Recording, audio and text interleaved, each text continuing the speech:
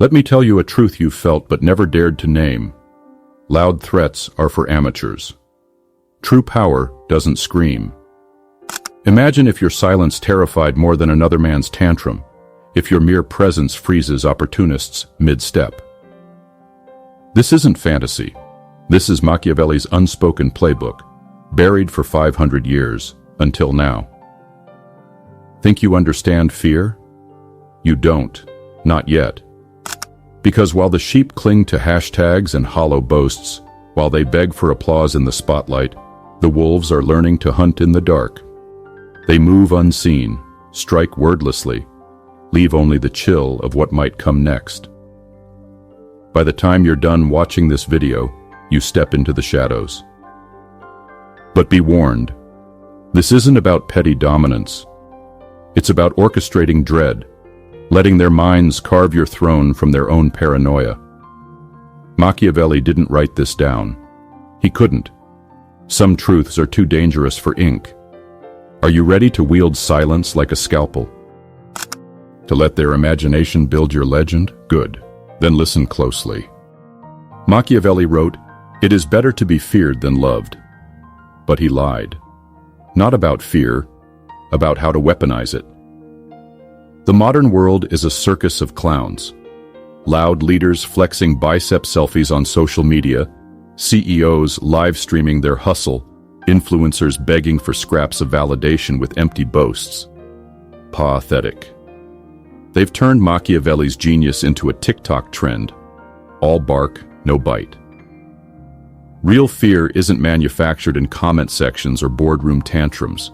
It's curated, like a chess grandmaster sacrificing pawns in silence while the opponent sweats over unseen traps. You think posting your achievements intimidates? No. It's a confession of scarcity. Machiavelli's true lesson is that uncertainty crushes certainty.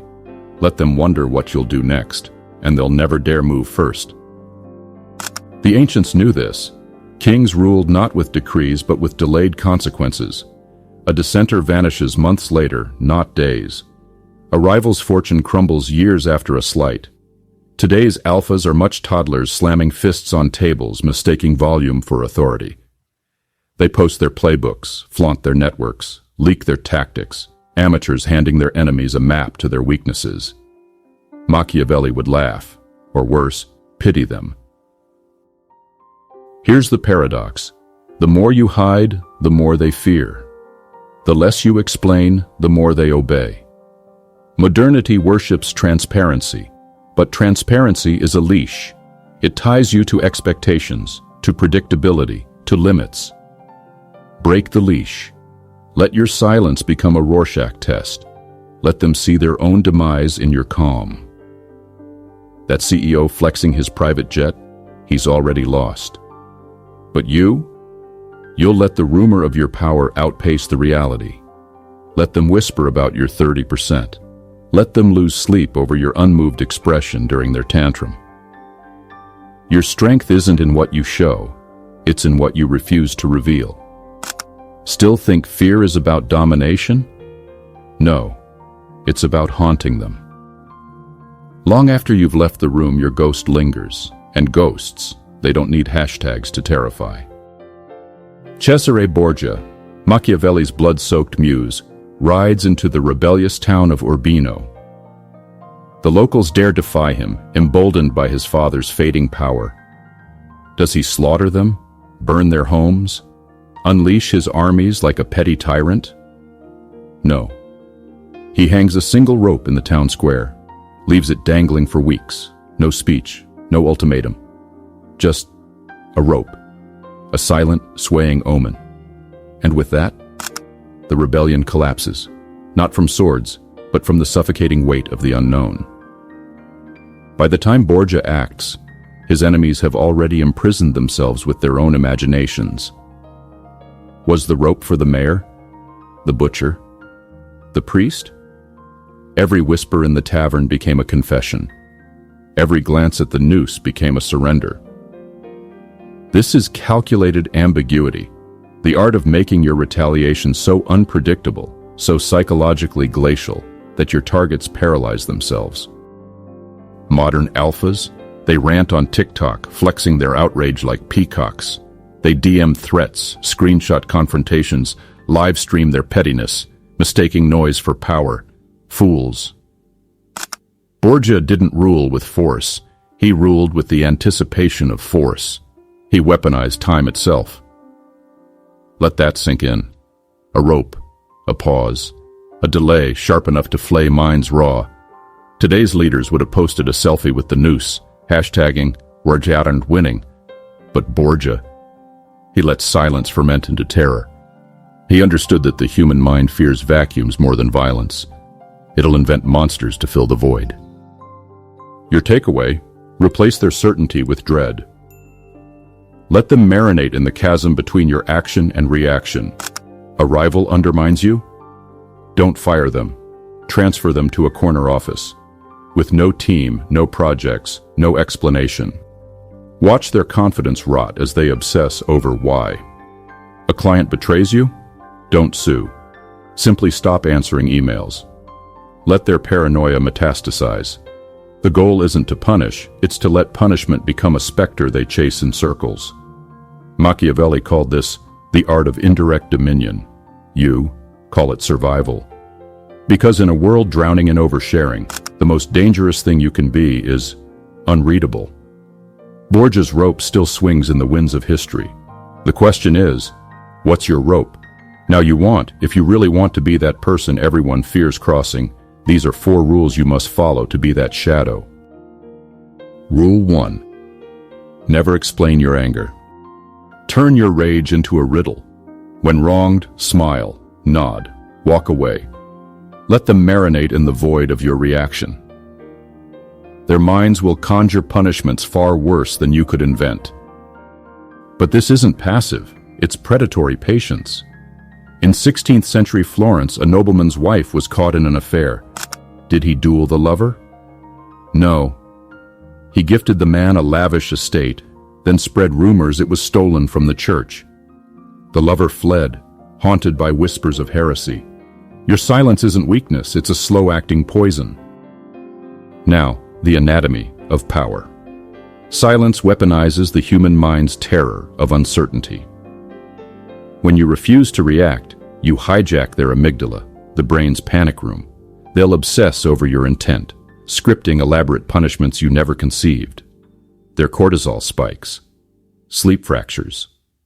Paranoia becomes their jailer.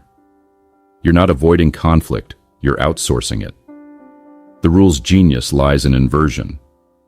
By doing nothing, you force them to do everything. To overthink, overcompensate, overexpose. Every unreturned call, every neutral glance becomes a mirror reflecting their guilt. This is psychological judo. Their aggression becomes their liability. Your restraint amplifies their dread because ambiguity cannot be disarmed. Loud anger has limits. Silence is infinite. You are no longer a person. You are a Rorschach test of their deepest fears. Let them writhe in the vacuum of your calm. The lesson isn't to suppress rage, but to let it calcify into a monument they'll worship or flee. Rule 2. The 70% rule. Never reveal full power. Show 70%, enough to impress, enough to leave terrifying questions. A general who hides reserves wins wars. A negotiator who mentions other offers without details crushes bids. Your LinkedIn, 70%. Your stories, 70%. Let them wonder, what's in the 30%? Pro tip. Let them know you have options, but never say what they are. This is how empires collapse. When Rome's enemies saw only half its legions, they assumed twice the strength. Modern equivalent? A tech founder hinting at a revolutionary patent without specifics. Investors clamor, competitors panic. The 30% is your mythos. Now, the science of mystique. Power thrives in the gap between perception and reality. By withholding 30%, you weaponize the human mind's compulsion to overcompensate for unknowns. Your hidden reserve isn't just a secret, it's a psychological lever. The brain, allergic to uncertainty, inflates your 70% into 170%, grafting myth onto fact. That vague other offer? It mutates into a bidding war they wage against themselves. That unpublished manuscript? It becomes a Manhattan Project in their imagination. The 70% rule isn't deception, it's gravitational pull. Like a black hole, your hidden mass warps their decisions, bending loyalty and bids toward your orbit. Reveal 100% and you're a spreadsheet, predictable, quantifiable, disposable. Reveal 70%, you're a prophecy, unfinished, hungry, alive. This is how gods are made, not by omnipotence, but by omission. Let them fill your silence with their awe. Your power isn't in what you possess. It's in what they believe you could destroy. Rule 3. Punish indirectly. Modern vendettas are crude, but you make consequences feel like fate. Let third parties deliver the blow, a random audit, a client who mysteriously withdraws, deniable plausibility. Example, a rival undermines you? Don't confront. Have a colleague casually mention their past failures to decision makers. Watch their reputation crumble, while your hands stay clean. Machiavelli's twist. Be the storm, never the lightning. Louis XIV didn't execute traitors. He invited them to Versailles, seated them farthest from the throne, and let the court's vultures finish the job. Plausible deniability is the aristocrat's armor. Indirect punishment works because humans fear chaos more than malice. When retribution feels random, they don't blame you, they blame the universe. Their mind races. Was it karma, bad luck, a hidden enemy? Paranoia fractures their focus. They second-guess allies, overcompensate, expose new weaknesses. You're not punishing, you're weaponizing their own survival instincts. The key is to let systems do your dirty work. Bureaucracies, gossip chains, market forces, all are eager executioners. A lost email triggers a missed deadline. No fingerprints, just entropy. This isn't cowardice, it's ecological warfare. You're the wolf that never howls, the drought that withers crops unseen. Your enemy won't fear you. They'll fear existing in a world that seems to conspire against them. And when they fall, they'll apologize to the sky, while you stand dry beneath your umbrella. Rule 4. Present unreadable face. Master the poker face of the damned. When attacked, your expression becomes a blank canvas. Let them paint their own dread onto it. Practice in mirrors. Record yourself. Neutrality is power. Borges' trick. Smile faintly during conflict. Not a taunt, a cipher. They'll leave thinking, he knows something I don't, and they'll be right. Study the Mona Lisa. Her smile isn't warm, it's a trap. Is she amused, contemptuous, planning your demise? That's the power of ambiguity. Now the neurology of the void. A neutral face triggers the brain's threat detection systems. Humans evolved to read micro-expressions, twitches, flinches, pupils dilating. When you offer nothing, their amygdala defaults to worst-case assumptions. You hijack their primal fear of the unknown, forcing them to project their insecurities onto your stillness. Your face isn't flesh, it's a Rorschach test of their deepest anxieties. This isn't suppression, it's strategic erosion. A blank face is a black hole. It swallows their momentum, their certainty, their leverage. Ambiguity cannot be outmaneuvered, only endured. The harder they stare, the deeper they fall into your void. Borges' smile worked because it weaponized curiosity, a flaw in human cognition. We'd rather invent answers than tolerate questions. Let them. Your silence isn't a mask, it's a mirror, and in it, they'll see everything they fear to become. This isn't about cruelty. It's about becoming a shadow authority, feared not for your rage, but for the unbearable weight of your unpredictability. While others claw for attention, you'll wield influence from the darkness. They'll sense your presence in every room you've left, in every decision they don't make, in every hesitation that cracks their confidence. Now ask yourself, do I want to be the barking dog, or the silence that makes the pack uneasy? Here's the truth they'll never admit. Fear isn't about what you do, it's about what you might do. The parent who never raises their voice controls the child. The CEO who never threatens controls the board. Unpredictability is the ultimate leverage. It transforms you into a living algorithm they can't decode, a ghost they can't placate.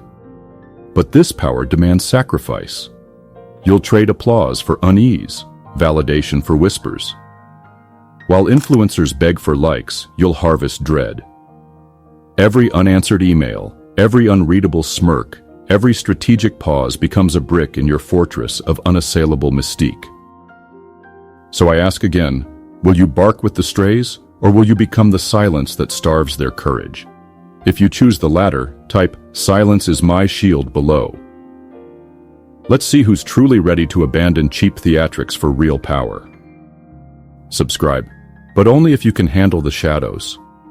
Only if you're willing to let your legacy be written not in your words, but in the fear others think about in your absence. The choice is simple: dominate the room, or become the room itself.